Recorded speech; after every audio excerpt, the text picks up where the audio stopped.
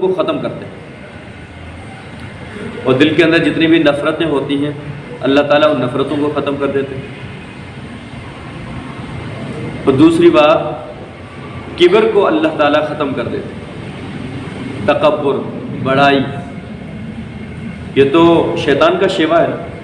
شیطان نے اپنے آپ کو بڑا سمجھا، پھر اس بڑائی کے اوپر دلیل دی، مگر اللہ تعالیٰ نے اس کی دلیل کو سنا نہیں، اس دلیل کا جواب نہیں دیا، بلکہ یوں کہا کہ یہاں سے نکل جائے اور تیرے گردن میں قیامت تک لعنت کا طوق ہے۔ پھر شیطان بارگاہ الہی سے نکلا اور پھر زمین کے اندر یہاں پر آ گیا، فخرج منہا فإنک رجیم وإن علیک لعنتی الی یوم الدین۔ اور تکبر کی وجہ سے بہت ساری برائیاں پیدا ہوتی ہیں، بہت ساری برائیاں تکبر کی وجہ سے پیدا ہوتی ہیں۔ ان برائیوں سے بھی یہ شخص محفوظ ہوگا جو ہمیشہ سلام کا اہتمام کرے گا۔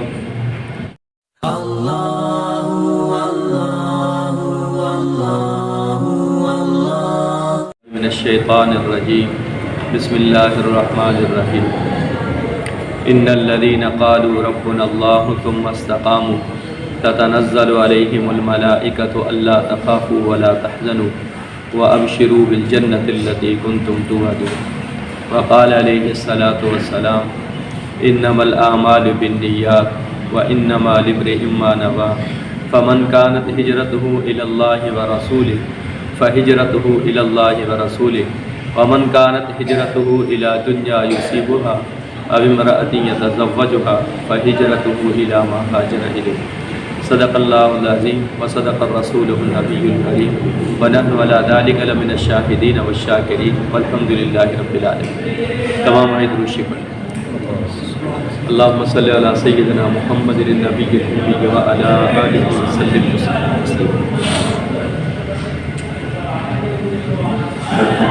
عزیز طلبہ کرام، آج کی اس نشست میں، بدھ کی نشست جو ہر ہفتے کو یہاں پر منعقد ہوتی ہے، چند باتیں بطور نصیحت کی آپ حضرات کے سامنے پیش کی جائیں گی۔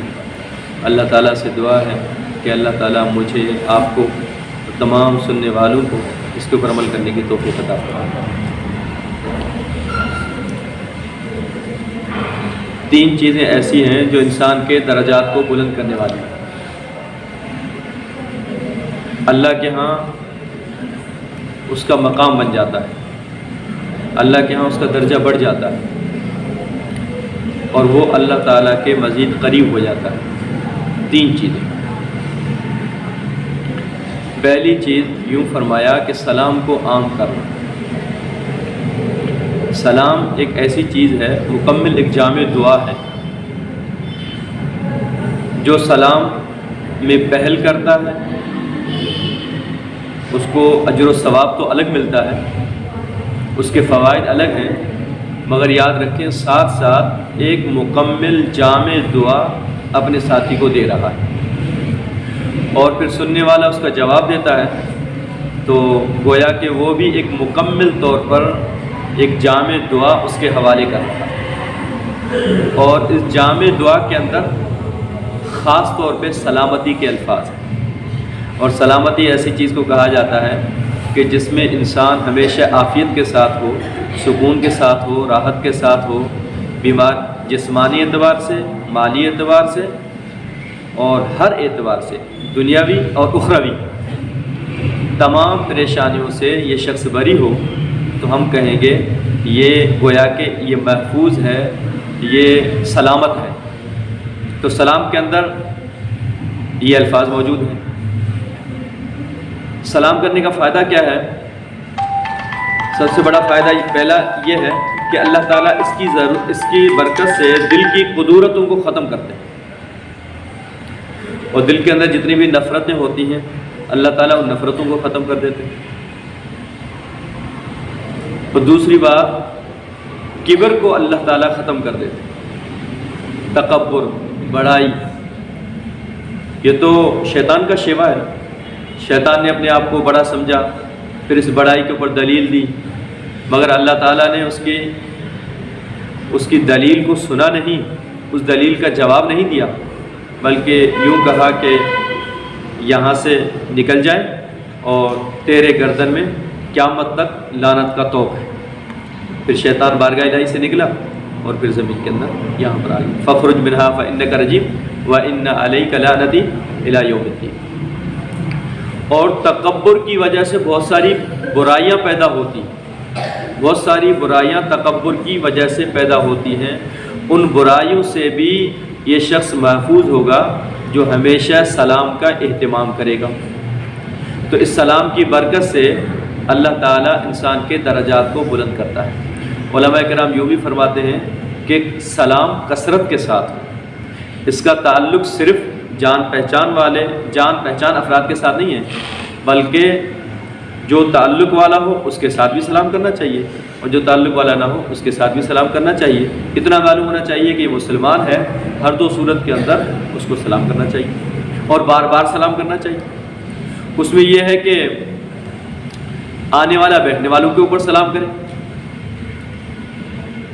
اور چلنے والا کھڑے ہونے والے پر سلام کرے یا بیٹھنے والے کے اوپر سلام کرے، تیز چلنے والا آہستہ چلنے والے کے اوپر سلام کرے، یہ ایک ترتیب ہے۔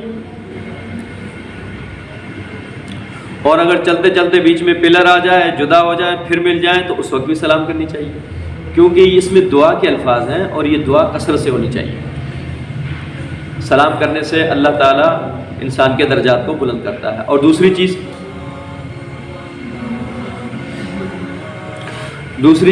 کھانا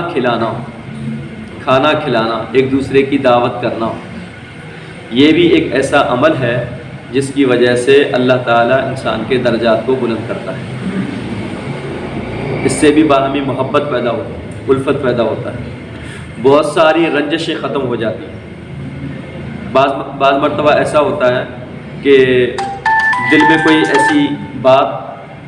کوئی ایسی بات رہ جاتی ہے، کوئی جھگڑے کے اعتبار سے، نفرت کے اعتبار سے، بدگمانی کے اعتبار سے، مگر جب ایک دوسرے کی دعوت ہوتی ہے، ایک دوسرے کو کھانا کھلاتے ہیں تو اللہ تعالیٰ دل کو صاف کر دیتے ہیں، پاک کر دیتے ہیں۔ تو اس دعوت کی برکت سے اللہ تعالیٰ دلوں کو صاف کرتے ہیں، پاک کرتے ہیں۔ اس پہ ایک یاد ہے، ایک مرتبہ کسی نے پوچھا کہ اے ابراہیم، اللہ تعالیٰ نے آپ کو اپنا خلیل بنایا ہے، تو ایسی کون سی خوبی تھی جس کی وجہ سے اللہ تعالیٰ نے آپ کو اپنا خلیل بنایا؟ تو حضرت ابراہیم علیہ السلام نے 3 باتیں ارشاد فرمائی۔ اس میں سے ایک بات میں آپ کو بتا دیتا ہوں۔ ایک تو یہ تھی کہ بھئی اللہ کے حکم پر میں کسی دوسرے کے حکم کو ترجیح نہیں دیتا، اللہ کے حکم پر میں کسی دوسرے کے حکم کو ترجیح نہیں دیتا۔ اور دوسری بات کہ جس چیز کا ذمہ اللہ تعالیٰ نے خود لیا ہے میں اس چیز کے در پر نہیں ہوتا۔ رزق کا ذمہ اللہ تعالیٰ نے لیا ہے، لہٰذا میں رزق کے لیے پریشان نہیں ہوتا۔ اور تیسری چیز، صبح کا یا شام کا، صبح کا کھانا ہو یا رات کا کھانا ہو، میں اس وقت تک نہیں کھاتا جب تک کہ میرے ساتھ کوئی مہمان نہ ہو، کیونکہ مہمان اپنی روزی اپنے ساتھ لے کر آتا ہے اور جب جاتا ہے تو برکت چھوڑ کر جاتا ہے اور میزبان کے گناہ لے کر جاتا ہے۔ تو ایک بہت بڑا عمل ہے، اور سب سے بڑی بات مہمان نوازی کی وجہ سے، کھانا کھلانے کی وجہ سے بخل کی بیماری سے اللہ محفوظ کرتے ہیں، اور ساتھ ساتھ بخل سے پیدا ہونے والی برائیوں سے بھی اللہ محفوظ کرتے ہیں۔ بعض مرتبہ بخل ایسی چیز ہے جہاں پر نفقات واجبہ ہیں، فرائض ہیں، جہاں پر خرچ کرنا فرض ہے، واجب ہے، بخل کی وجہ سے وہاں پر بھی انسان خرچ نہیں کرتا، وہاں پر بھی خرچ نہیں کرتا۔ تو جو کھانا کھلائے گا، مہمانوں کو کھلائے گا، اللہ تعالیٰ اس کے اندر سخاوت کا مادہ پیدا کریں گے، تو جہاں خرچ کرنا ہوگا وہاں پر بھی خرچ کرے گا، اپنی بیوی بچوں کے اوپر بھی دل کھول کر خرچ کرے گا، ماں باپ کے اوپر بھی دل کھول کر خرچ کرے گا، غربا کے اوپر، فقراء کے اوپر، مساکین کے اوپر، مدارس کے اوپر، یتیموں کے اوپر، سب کے اوپر دل کھول کر خرچ کرے گا، جبکہ اس کی عادت بنی ہوئی ہے کہ مہمانوں کو کھانا کھلانا۔ اس کی وجہ سے اللہ تعالیٰ اس کے درجات کو بلند فرمائیں گے۔ تیسری چیز، تہجد کی پابندی، یعنی رات کے وقت اٹھ کر نماز پڑھنا، یہ ایسی چیز ہے اس کی وجہ سے اللہ تعالیٰ انسان کے درجات کو بلند فرماتا ہے۔ اب ذرا ایک بات سنیں، اس کا فائدہ کیا ہوگا؟ بہت سارے فوائد ہیں، 1-2 باتیں بتا دیتا ہوں۔ جو راتوں کو اٹھ کر تہجد کا اہتمام کرے گا اس کے اندر اخلاص کامل درجے کا ہوگا۔ یہ رات کی نماز اس کو پتہ ہے اور اس کے رب کو پتہ ہے، یہ لوگوں کو دکھلانے کے لیے نہیں ہے۔ اس کے علاوہ جتنی بھی نمازیں ہیں وہ تو برسر عام مسجد میں جاتے ہیں، اگلی صف میں نماز پڑھتے ہیں، اس کا حکم بھی یہی ہے، سب دیکھ رہے ہیں۔ مگر تہجد کی نماز ایسی ہے کہ عام لوگوں کے نظروں سے انسان محفوظ ہوتا ہے، یہاں تک کہ اس کے گھر والوں کو بھی پتہ نہیں چلتا یہ شخص کھڑا ہو گیا اور اللہ کے سامنے مناجات کر رہا ہے، قیام میں، قعود میں، اور جو ہے وہ جلسے کی حالت میں ہے، مناجات کی حالت میں ہے، تلاوت کی حالت میں ہے، ذکر و اذکار کی حالت میں ہے۔ یہ تہجد کی نماز پڑھتا ہے کسی کو دکھانے کے لیے نہیں، اپنے رب کو راضی کرنے کے لیے۔ اس کی وجہ سے اللہ تعالیٰ اس کے دل کے اندر کامل اخلاص پیدا کر دیتے ہیں۔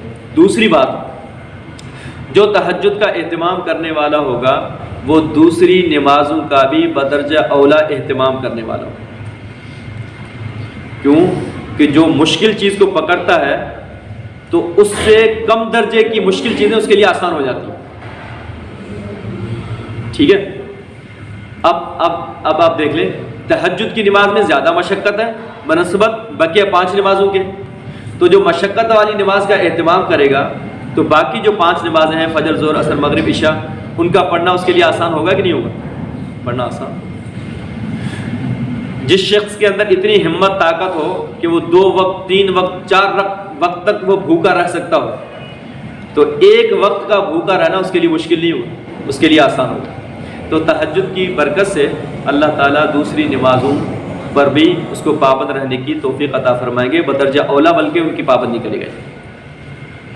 یہ 3 چیزیں آپ اس کا اہتمام کریں، کوشش کریں۔ آپ ابتدائی مرحلے میں ہیں، گویا کہ آپ نرسری ہیں، اور ابھی آپ کے بننے کا زمانہ بھی ہے، بگڑنے کا بھی زمانہ ہے۔ ہمارے اسکول کے ایک ٹیچر تھے، وہ فرمایا کرتے تھے، ماسٹر اختر علی خان صاحب رحمۃ اللہ علیہ، دال قاسمہ کے ہیڈ ماسٹر تھے، وہ فرمایا کرتے تھے 13، 14، 15، 16، 17، 18، 19، یہ 3 والے جو سال ہیں نا، 7، 13، 14، 15، 16، 17، 18، 19، یہ 7 سال ہیں، یہ انسان کے بگڑنے کے بھی ہیں، بننے کے بھی ہیں، اور زندگی کی پوری عمارت ان 7 سالوں کے اوپر قائم۔ تو ابھی اگر عادت ڈالو گے تو ایک زمانہ آئے گا پڑھانے کا، ایک زمانہ آئے گا خطابت کا، ایک زمانہ آئے گا تدریس کا، ایک زمانہ آئے گا ہو سکتا ہے آپ سیاست کے شہ سوار بنو، تو وہاں پر بھی آپ ان چیزوں کی انشاءاللہ پابندی کرو گے۔ ایک واقعہ آپ کو سنا دیتا ہوں، نصیحت کی بات سمجھیں، جو بھی سمجھیں، ایک واقعہ سنا دیتا ہوں۔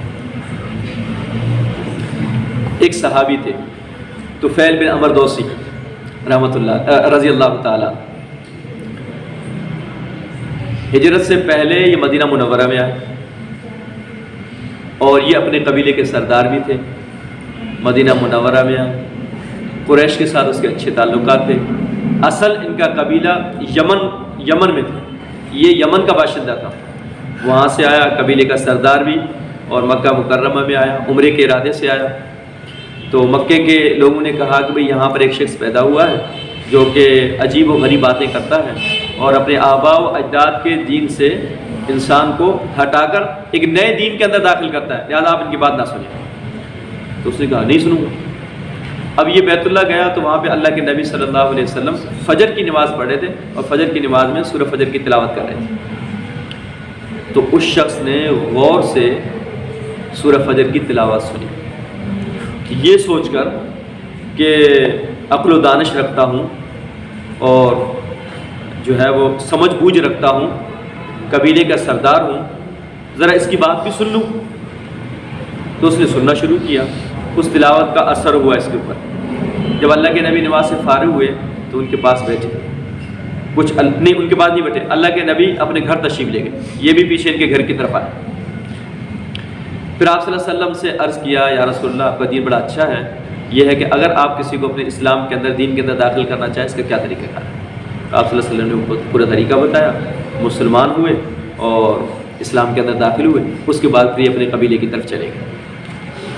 وہاں پر جا کر قبیلے والوں کو دعوت دی اس نے، بھائی مسلمان ہو جاؤ، مسلمان ہو جاؤ، ایک بڑے کریم کی صحبت سے میں آیا ہوں، میں بھی مسلمان ہو گیا ہوں، اس کا کلمہ پڑھ لو، وہ نبی برحق ہے، آخر الزمان ہے، خاتم النبیین ہے، آپ اس کا کلمہ پڑھ لیں، اسلام کے اندر داخل ہو جائیں۔ مگر پورے قبیلے والوں میں سے کسی نے کوئی بات نہیں مانی، سوائے اس کے والد صاحب کے، وہ مسلمان ہوئے، اس کے علاوہ کوئی مسلمان نہیں ہوئے۔ جو اصل بات آپ کی نصیحت کی ہے، جو آپ کو بتانا چاہتا ہوں، جس کی وجہ سے میں نے یہ پورا واقعہ آپ کو سنانے لگا ہوں، وہ یہ ہے۔ اب یہ شخص آیا، اب یہ ہجرت سے پہلے کا واقعہ ہے، ہجرت سے پہلے کا واقعہ ہے۔ اب یہ شخص دوبارہ اللہ کے نبی کے پاس آیا، مکہ مکرمہ میں آیا، اور آتے ہی فوراً کہا کہ اے اللہ کے نبی، ہلاکت دوس، میرا قبیلہ جو دوس ہے یہ تو ہلاک ہو گیا، وعصت وابت، اس نے انکار کیا، اس نے نافرمانی کی، اور آپ ایسا کریں ان کے لیے بد دعا فرما دیں۔ میں نے بہت سمجھایا، ان کے پاس گیا، مگر انہوں نے میری بات نہیں مانی، اب آپ ان کے لیے ہلاکت کی دعا کریں۔ وہ بیچارہ مایوس ہوا، تو آخر میں بس دل کے اندر ایک بھڑاس تھی، اللہ کے نبی کے پاس آیا، آپ ان کے لیے ہلاکت کی دعا فرمائیں۔ تو آپ صلی اللہ علیہ وسلم نے اپنے دونوں ہاتھ اٹھائے اور فوراً فرمایا، اللہم اہد دوسا وأت بہم، اے اللہ قبیلہ دوس والوں کو ہدایت عطا فرما اور ان کو میرے پاس لے آ۔ اب وہ جو قبیلے کا سردار ہے وہ کہتا ہے قبیلے والوں کے لیے آپ بد دعا کریں، اور اللہ کے نبی ان کے لیے کیا فرما رہے ہیں؟ ان کو دعا دے رہے ہیں، اور دعا بھی ہدایت کی دے رہے ہیں۔ پھر چشم فلک نے وہ منظر دیکھا کہ سن 7 ہجری میں اس قبیلے کے 70 یا 80 افراد مدینہ منورہ میں رسول اللہ صلی اللہ علیہ وسلم کی خدمت میں حاضر ہوئے اور آ کر مسلمان ہو گئے، اور ان میں ایک صحابی رسول حضرت ابو ہریرہ رضی اللہ تعالیٰ عنہ۔ اب مجھے بتاؤ، نبی اگر اپنی امت کے لیے بد دعا فرماتے تو ان کو 70-80 آدمیوں کو ہدایت ملتی، اور ابو ہریرہ رضی اللہ تعالیٰ عنہ جیسی ہستی جن سے روایتیں منقول ہیں 5000 سے زیادہ، بلکہ سب سے زیادہ روایتیں ان سے منقول ہیں، تو ایسی ہستی اس امت کے اندر ہمارے سامنے آتی۔ یاد رکھیں، جیسے نبی اپنی امت کے اوپر مہربان ہے، ہدایت کی دعا کرتا ہے، جو بات بتانا چاہتا ہوں، کل کو آپ ایک منزل پر فائز ہوں گے، اور آپ کے سامنے بھی ایک بڑا جم غفیر ہوگا، اور آپ کے سامنے بھی ایک میدان ہوگا، آپ کے پاس سننے والے لوگ بہت ہوں گے، شعبہ چاہے کوئی بھی ہو، چاہے خانقاہی سلسلہ ہو، درس و تدریس کا سلسلہ ہو، دعوت و تبلیغ کا سلسلہ ہو، خطابت کا سلسلہ ہو، سیاست کا سلسلہ ہو، کوئی بھی ہو، امید ہے اللہ سے آپ ایک بڑے منزل پر فائز ہوں گے۔ یاد رکھنا، غلطیاں انسانوں سے سرزد ہوتی ہیں، اگر آپ کے شاگرد بھی ہوں کبھی ان کو بد دعا نہیں دیتے۔ ہو سکتا ہے یہی شاگرد آج یہ چھوٹا بچہ ہے، کل کو یہ بڑا ہوگا، تیرا کام والا بنے گا، اور اگر بچپن میں تیری بد دعا کا شکار ہوا تو تیرا ساتھ دینے والا نہیں بنے گا۔ آج اگر تو اس کو دعا دے گا، اللہ اس کے علم میں اضافہ فرمائے گا، اس کے تقویٰ میں اضافہ فرمائے گا، اس کی صلاحیتوں میں اضافہ فرمائے گا، کل کو یہ بڑا ہوگا اور پھر یہ تیرے ساتھ کھڑا ہوگا، تیرے کام کے اندر تیرا یہ معاون بنے گا۔ تو آج سے یہ عزم کریں، ارادہ کریں، نہ اپنے ماتحتوں کے لیے بد دعا کریں گے اور نہ اپنے ساتھیوں کے لیے بد دعا کریں گے۔ ٹھیک ہے بھائی، اللہ تعالیٰ سے دعا ہے اللہ پاک میں چند کلمات کے اوپر عمل کرنے کی توفیق عطا فرمائے۔ اللہم انت السلام تبارک یا ذا الجلال والاکرام۔ یا رب حسبی اللہ و نعم الوکیل، نعم المولا و نعم النصیر، حسبی اللہ